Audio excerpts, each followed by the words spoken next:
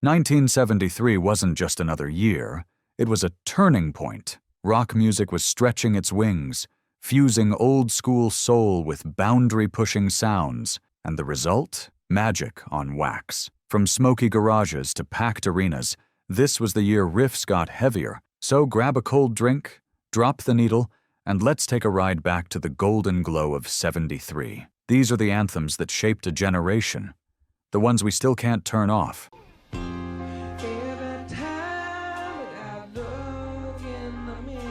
Dream On by Aerosmith, 1973. When Aerosmith first unleashed Dream On to the world, it didn't just introduce a band, it introduced a feeling. With a haunting piano line, sweeping strings, and Steven Tyler's aching sky-high vocals, this song hit like a gut punch wrapped in velvet. It was soulful, cinematic, and packed with raw emotion. A power ballad before the term even existed. Tyler started writing it at just 17, reflecting on time, mortality, and chasing dreams before they fade. That legendary scream near the end? It's not just a vocal.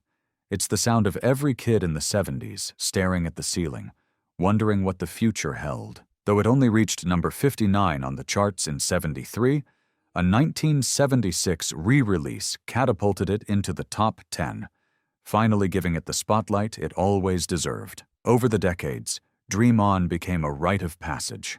It's been sampled by Eminem, covered by orchestras, and still closes out Aerosmith's live shows in full-blown glory. It's not just a song, it's a soul-stirring reminder to hold on tight to whatever it is that sets your heart on fire. Still gives you chills, doesn't it? We're an American Band by Grand Funk Railroad, 1973. With one crashing cymbal and that unmistakable cowbell, We're an American Band didn't just walk onto the scene, it kicked the door down. Grand Funk Railroad tapped into something primal here. A gritty, fist-pumping anthem that celebrated life on the road and the wild, sweaty energy of American rock itself. It was raw, loud, and proud. Produced by Todd Rundgren and featuring Don Brewer on lead vocals instead of Mark Farner for the first time. That switch-up gave the song a new edge. And it worked. It became their very first #1 hit on the Billboard Hot 100. The lyrics told the truth. Groupies, tequila, and all. It didn't pretend to be polished. That was the point. For fans in '73, this was rebellion on vinyl. It blasted from muscle cars, jukeboxes, and tailgate parties all across the country. You didn't just listen to it, you lived it. It was a blue-collar victory lap, a loud reminder that rock belonged to the people. Even today, when those opening drums hit, it's impossible not to turn it up. Some songs you don't just hear, you feel them.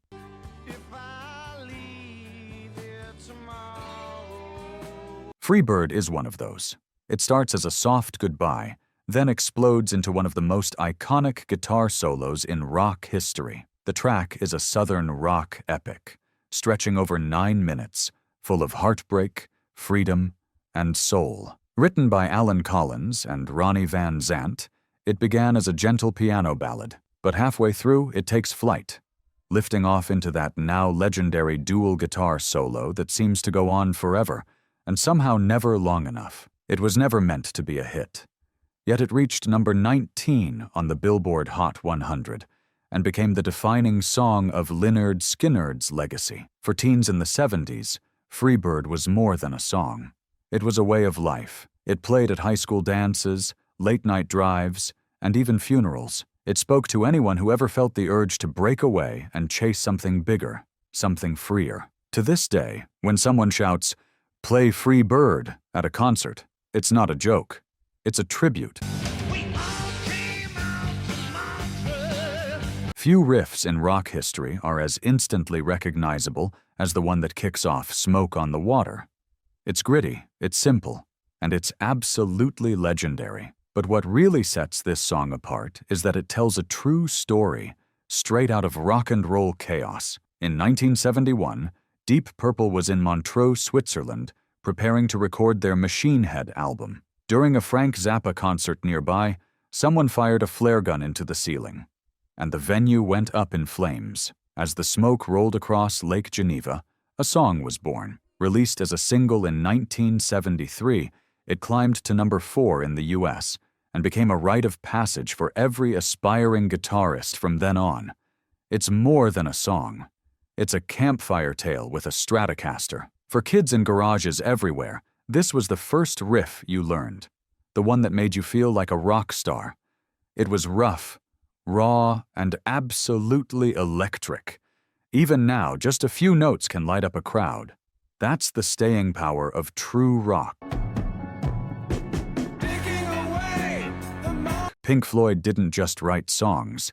They created sonic landscapes that made you feel like you were floating through space or sinking deep into your own thoughts. Time, from their landmark album The Dark Side of the Moon, is a haunting masterpiece. From its opening barrage of ticking clocks and alarms to David Gilmour's blistering solo, it's a meditation on aging, regret, and the passage of life that slips quietly through your fingers. Roger Waters' lyrics cut deep, and then one day you find 10 years have got behind you. It wasn't just a line. It was a gut punch for anyone staring down the barrel of midlife. And though it was never released as a single in the US, Time became one of the band's most beloved and enduring tracks, a centerpiece of their legendary live shows. For listeners in the 70s, and even now, Time was more than introspection. It was a mirror. It played in college dorms, echoing under blacklight posters and incense smoke, making you pause and think, am I wasting mine? It remains one of progressive rock's most powerful wake-up calls. When Blue Swede released Hooked on a Feeling in 1973, they didn't just cover a song, they reinvented it. Originally recorded by B.J. Thomas in the late 60s, this Swedish rock band took the track and added something unforgettable, that wild, tribal Uga Chaka chant. It was bizarre, unexpected, and totally addictive. The track exploded onto the charts, eventually climbing to number 1 on the Billboard Hot 100. It wasn't heavy like Zeppelin or deep like Floyd, but it didn't need to be. It was pure, joyful rock-pop energy with soaring vocals and bright, punchy horns. Sometimes music just wants to make you feel good, and Hooked on a Feeling nailed it. For kids in '73, it was the perfect radio song. It came on, and suddenly everything felt lighter. It blasted from car stereos, school dances, and Saturday night TV specials. It was quirky, catchy, and made the world just a little more fun. Decades later, it would find a new generation of fans thanks to Guardians of the Galaxy. But for many, it never left rotation. Still puts a grin on your face, doesn't it? Maybe more than enough. With Over the Hills and Far Away, Led Zeppelin proved once again that they were more than just thunderous riffs and Viking swagger. They were poets with 6 strings. The track opens with a delicate, finger-picked acoustic guitar that almost feels medieval, then shifts gears into a full-throttle rock groove, showcasing the band's unmatched ability to blend light and shade. Released on their Houses of the Holy album, it wasn't a chart-topping single in the US, but it didn't need to be. Fans knew. Robert Plant's dreamy vocals floated over Jimmy Page's layered guitar work, while John Paul Jones and John Bonham anchored the whole thing with hypnotic rhythm. The song's dynamic shifts made it unpredictable, alive, a journey in itself. For listeners back in '73, it was the kind of track you got lost in. Maybe you were driving nowhere with the windows down, or lying on your bedroom floor, headphones on, chasing meaning in every lyric. It was escapism, wrapped in mysticism and muscle. Still one of Zeppelin's most cherished deep cuts, and a masterclass in sonic storytelling. If there's one song that captured the spirit of the working class in the '70s, it's this one. Takin' Care of Business wasn't slick or polished, but that's exactly why it worked. It was a no-nonsense, fist-pumping anthem for anyone grinding through the daily 9 to 5 and still finding the joy in the hustle.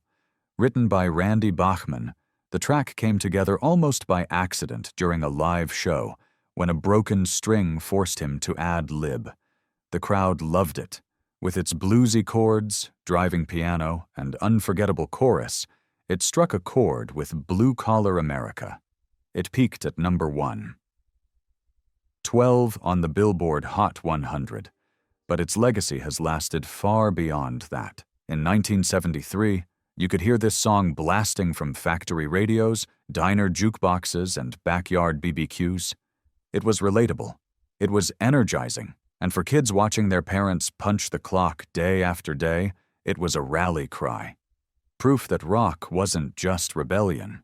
It was reality. To this day, it still feels like a victory lap after a long day's work. A pure shot of motivation, wrapped in guitar and grit, still taking care of business, one chorus at a time. With Ramblin Man, the Allman Brothers stepped out of the shadow of tragedy and straight into the mainstream spotlight. Written and sung by guitarist Dickie Betts, it had a smoother, more country-flavored sound than their earlier jam-heavy material, and that shift paid off. The track became their biggest hit, reaching number 1, 2 on the Billboard Hot 100, and introducing Southern rock to an even wider audience. It's built on rich harmonies, warm guitar licks, and a laid-back groove that just feels like the open road. Inspired by Betts' own nomadic upbringing, the lyrics weren't just storytelling. They were confessions. It was the voice of someone destined to keep moving, no matter how much they loved the people they left behind. Back in '73, it resonated with everyone chasing dreams or drifting toward something unknown. It played in roadside diners, across state lines, and from the speakers of vans filled with long-haired kids who didn't quite know where they were headed, only that they had to go. It wasn't rebellion.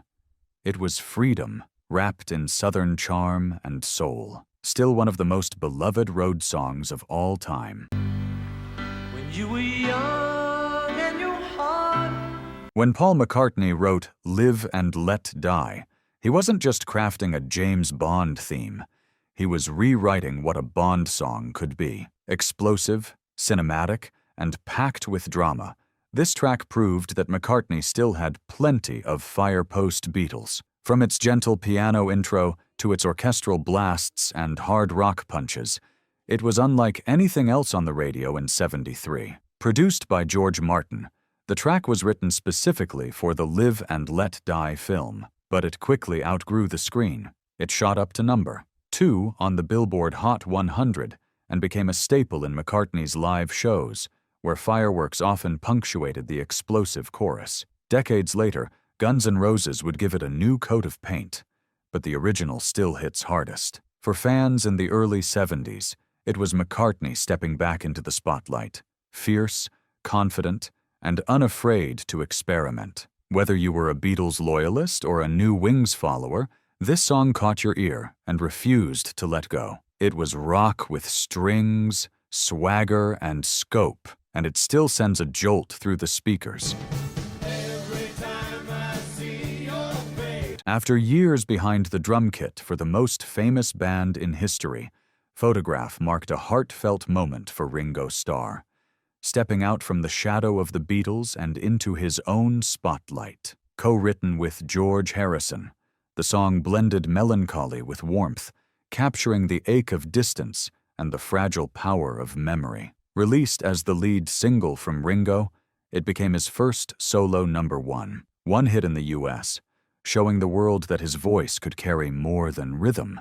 It could carry real emotion. The lush production, soaring chorus, and wistful lyrics struck a universal chord. Everyone's got that one photo that pulls at the heartstrings, and this song captured that exact feeling. For fans in '73, Photograph felt deeply personal, like a soft-spoken friend pouring their heart out through the speakers. It played during slow dances, quiet nights, and those tender moments when the past suddenly came flooding back.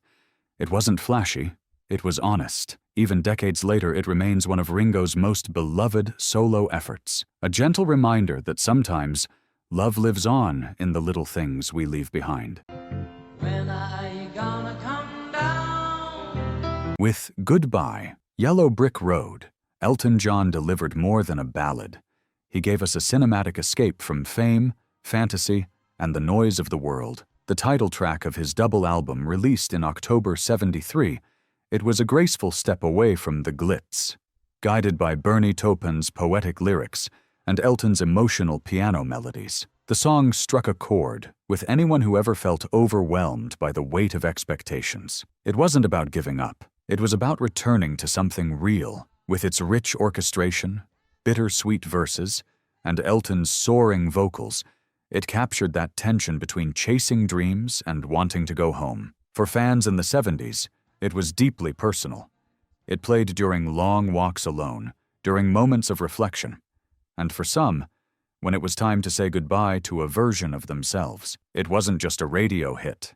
It was a soul check. The track climbed to number 6 on the Billboard Hot 100 and remains one of Elton's most enduring songs, a heartfelt reminder that sometimes the greatest freedom is found in letting go.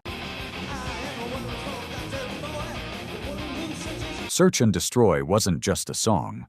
It was a Molotov cocktail hurled into the heart of early '70s rock, fueled by distorted guitars, a snarling vocal delivery, and a sense of danger that most bands only pretended to touch.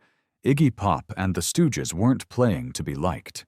They were playing like their lives depended on it. Produced by James Williamson and mixed by none other than David Bowie, the track was pure sonic chaos. It didn't chart. It didn't win awards, but it would go on to shape the blueprint for punk, grunge, and every genre that dared to scream back at the world. This was the sound of rebellion, raw, blistering, and untamed. Back in '73, it was too loud, too wild, too much for the mainstream. But for the kids in the underground, it was everything. A secret weapon, a battle cry. It lived in garages, basements, and busted speakers, passed along like sacred contraband. Decades later, Search and Destroy still hits like a warning shot, a reminder that rock was never meant to be safe. And there you have it. 13 rock songs from 1973 that didn't just play through speakers. They lived in our hearts. These weren't just tracks, they were memories, milestones. They lit up back seats, dance floors, garage band dreams, and long highway drives. 50 years later, they still move us, reminding us where we came from, what we felt, and how powerful music can be when it hits just right. Now it's your turn. Which song from '73 takes you back the most? Drop your favorite memories in the comments. We'd love to hear them. If you enjoyed this trip down memory lane, give us a like, share it with a fellow rock lover, and don't forget to subscribe so you don't miss the next chapter. Until then, keep the vinyl spinning and the spirit of rock alive.